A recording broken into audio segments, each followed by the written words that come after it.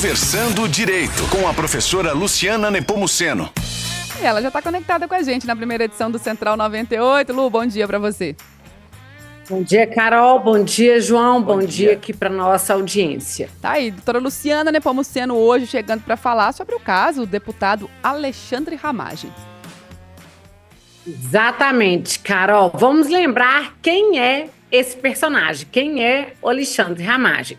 Ele é o ex-diretor da ABIN, que foi eleito deputado em 2022, então esse marco é muito importante para esse contexto, e ele foi alvo de investigações, vocês vão lembrar bem, envolvendo aquele esquema ilegal de espionagem, a ABIN paralela, além de disseminar notícias fraudulentas contra o sistema eleitoral brasileiro.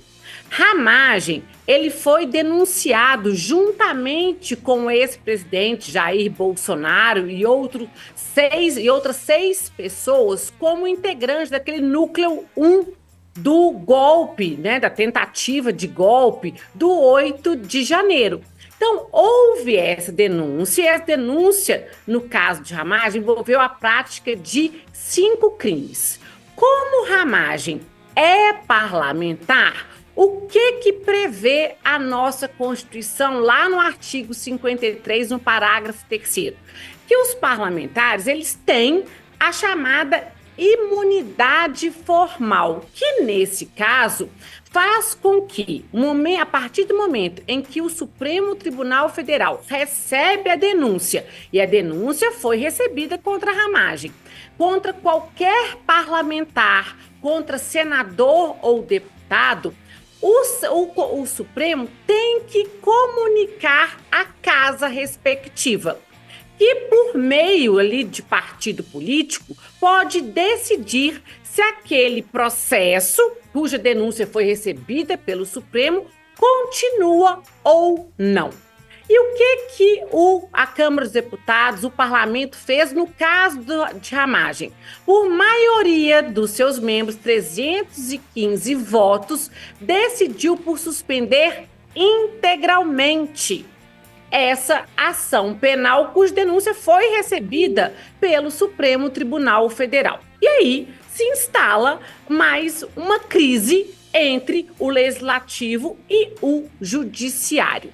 E o que acontece na hora que a Câmara comunica ao Supremo? O presidente da primeira turma, Cristiano Zanin, decide colocar em votação, aqui vai terminar no dia de hoje, dia 13, terça-feira, essa decisão da Câmara de suspender. E o Supremo, pela primeira turma, já formou, Carol, João, já formou unanimidade por suspender a decisão da Câmara em relação àqueles crimes que foram cometidos antes da diplomação. Porque a regra constitucional é clara. Não há uma imunidade absoluta. A imunidade só prevalece em relação aos crimes ocorridos após a diplomação. Porque se ela fosse absoluta, eu procuraria um mandato, ou seja, elegeria-se como deputado ou como senador para fugir do processo, uma vez que a Câmara pode suspender a tramitação do processo. Então, o que a primeira turma do Supremo já decidiu nesse julgamento virtual? Que o Ramagem vai ter suspenso o processo dele por decisão da Câmara apenas em relação aos crimes que foram cometidos enquanto deputado, depois dele diplomado, que são os de menor potencial ofensivo dentro do contexto dos 5 delitos, que seria a deterioração do patrimônio tombado e o dano grave ao patrimônio público. Em relação aos crimes de golpe de Estado, tentativa de abolição violenta do Estado Democrático de Direito e organização criminosa, o processo contra Ramagem continuará tramitando normalmente perante o Supremo Tribunal Federal.